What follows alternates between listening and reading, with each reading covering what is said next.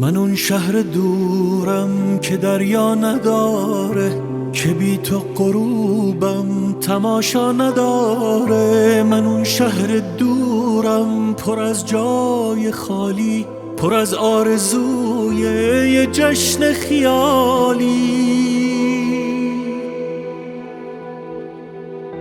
چقدر فکر کردم به دلبستگی هم، به یه خواب راحت واسه خستگی هم، با یه بالش پر از آرزوها. چقدر فکر کردم به پرواز قوا. خدا رو چه دیدی؟ شاید پر گرفتیم، شاید خنده هامونو از سر گرفتیم. نگو چی گذشت و نگو چی کشیدیم، شاید شب تموم شد. خدا رو چه دیدی؟ خدا رو چه دیدی؟ شاید جون گرفتم، شاید دست تو زیر بارون گرفتم. تو شاید دوباره به دادم رسیدی، شاید خنده برگشت. خدا رو چه دیدی؟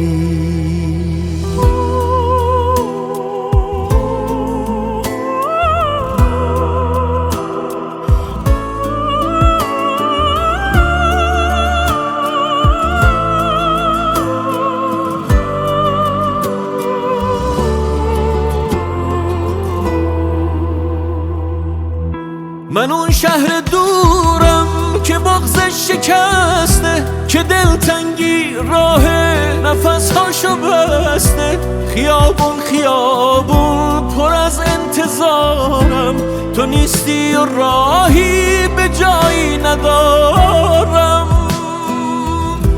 چقدر غم شمردیم، چقدر دل سپردیم، پریدیم و هر بار به دیوار خوردیم. خوشی دورمون زد، بلا دورمون گشت. غمامو بغل کن، شاید خنده برگشت.